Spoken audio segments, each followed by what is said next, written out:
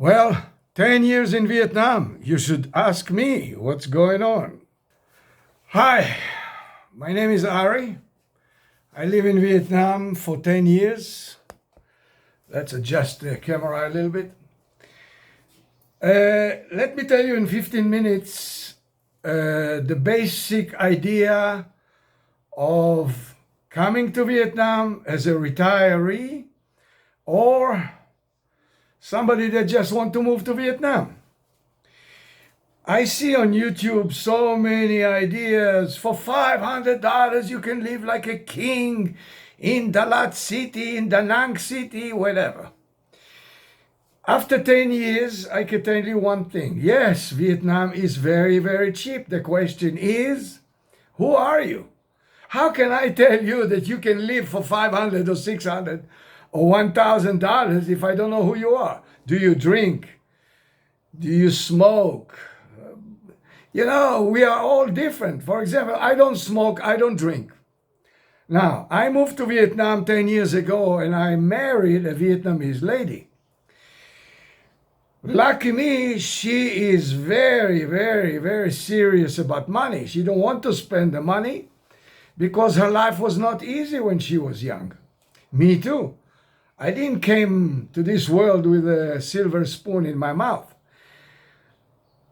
Doesn't mean that I live like a cheap guy, don't do nothing. Now, so the point is very simple. Yes, Vietnam is cheap, but you must be smart about it. If you go to Da Nang, Danang, it's a city I'm very familiar with. I lived there for 2 years. We lived there. Eventually we have a house there, which we rent. So the second income beside my Social Security, which is not high from the American system. I used to live in Florida for 30 years. You can tell by my accent that I'm not originally from America. So it doesn't matter where I'm from, but I came from America to Vietnam, and I did it before a retirement age, before 65. So my Social Security is 70% from what I supposed to get, and it's already was not so high because I was self-employed and I was sure that my life will last for at least 300 years, so why to add too much to the Social Security? But with all this, I live very good in Vietnam. Now, I do not live in Da Nang because I do not like the heat. We lived there for 2 years. It wasn't for me. As I said, I came from Florida. So 30 years in Florida, and I was a hardworking man. Yes, I had a company for air compressors, but many times people don't show up, so the boss go out and work like a donkey. So I know what is working out there in the heat, and I cannot stand it anymore. So Da Nang for me was not so good. But if I were you, and I don't know who you are, I don't know if you're married, not married, single man, how old are you? Let's say you want to move to Vietnam. If it was me, and I'm not going to tell you what you should do, because I think it's stupid to tell people, give them advice, not knowing who they are. So let me tell you my story. And because you will know my story, I'm sure you will learn from that things that can help you. So, if it was me now who want to move to Vietnam, and based what I know now, after 10 years, I'm here 10 long years. Oh, it is good, not good. Oh, very complicated. Good to whom? You know, who is the person that you're supposed to take a decision good for him or not? That's why I'm talking about myself. What I don't like, I don't like, and you learn from that. Anyway, I go around and around. I have only 15 minutes. I would go to Da Nang city for the first few months because of two reasons. One, the shock, the culture shock in Da Nang for a foreigner is not so great like a culture shock that I went with my wife the first time to Vung Tau. Vung Tau is a city south of Saigon, or another place, okay? Why? Because Da Nang is full of foreigners. So because it's full of foreigners, they help each other with information. You should do this, you should do that, I learned this, I learned that. So it's very important, in my opinion, to somebody, doesn't matter the age, to go to Da Nang the first time. You go there. One mistake I think people do, they rent a place on the beach, and it's expensive. Compared to America, it's not expensive, but why to spend hundreds of dollars more for a location that you can rent with less money and come to this location very quick? What I mean by that, if you look at Da Nang and videos about Da Nang, you will notice that you have a river there. You have bridges on the river, nice bridges. Da Nang is a beautiful city, no question. And then you have the strip that's near the beach.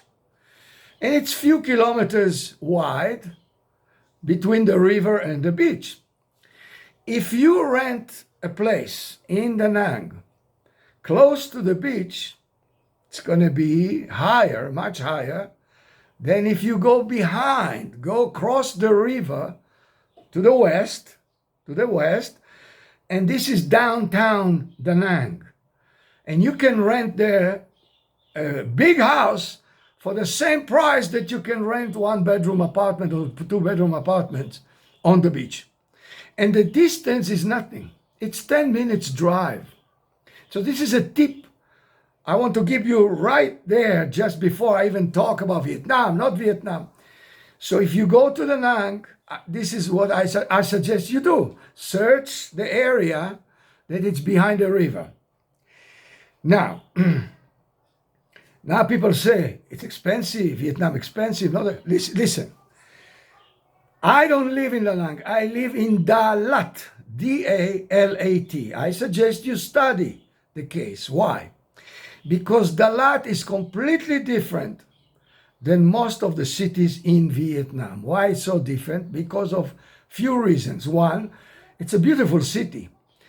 When the French used to control Vietnam, 18-something, you know, the Vietnam was under attack not just by the American, by the Mongolians, by the French.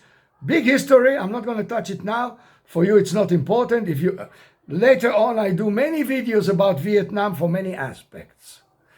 So I suggest, if it was me again, I would start in Da Nang and later move to Da-Lat area. Da-Lat is 1,500 meters above sea level, meaning the humidity and the weather is way less than Da Nang. There is no beach here, but after some times you get tired of the beach. But the humidity is not so high, and the average temperature is 24 Celsius, which is about 73 Fahrenheit, the average. Up and down sometimes, but it's very, very comfortable to live here. Second, it's not crowded like Da Nang. So for a retiree, I think it's much better place, my opinion, for me as a retiree. Beautiful in the mountains and a lot of attractions. You can study about Da-Lat. Now, let me talk, I have a few minutes left, about the visa. There is no retirement visa here. Listen, I'm married to a Vietnamese lady, okay? Each 3 years cycle, we need to fly to Hanoi, which I don't like. It's a city I don't like. I would never live there. Humidity is terrible. Pollution is terrible. Hanoi is terrible. Some people live there, foreigners, because they teach English. But I need to fly there. Why? Because she was born there in the area. So the Vietnamese system is like the salmon fish idea. Salmon fish, they born in the same place. After a few years, they come back up the river in Canada or Alaska and they die there. So I call it the salmon system. Vietnamese that born in a certain place always need to go back for every problem. Fixing this, fixing that, driver license, whatever. Almost everything. That's the way it is. So we go there every 3 years, each 3 year cycle, to renew the visa. Now, so I'm not so stable like in any other country. And it's in the back of my mind. What about that I'm not married to a Vietnamese? And I need to, every 3 months, to go out of the country, every 90 days, and come back. It's called visa run. This was the system in Thailand. I used to live in Thailand as well. This was crazy. And now, suddenly, in the last few months, the Thai system crack on visa run, and it's over. Who promised you that it's not going to happen in Vietnam? So if it was me, a retiree, I'm not a child anymore that can run with my suitcase and my backpack from country to country and have stamps on my passport. It's not this. I'm not that. Even 3 years cycle make me angry. I'm not happy about it. So I always, in the back of my mind, I told my wife, I always live in a backup mode. And you should not live like that. But that's the way it is. The visa is a problem here. So, as a retiree that do not marry a Vietnamese lady, you have options. Visa run so don't buy too many sofas and refrigerators or whatever. Because if they tell you cannot come anymore, what the hell are you going to do? Or you invest in a company, right? Invest in a company, import, export, whatever. But I don't think most retirees don't want to work suddenly like that. Or, I don't know what. So, many countries. Now, one thing I want to say, yes, they talk about it. That they talk about the golden visa and silver visa, all these ideas that many countries do, and they close it, like Portugal or Greece or whatever. It's all changed very quick. So you cannot rely on what they talk about, because I hear these ideas for many years. And personally, I don't think they're going to change it so quick because of one reason, which is sensitive reason, and I don't want to talk about it here, but I can give you a hint. Let's say you have a house, and north of you, north,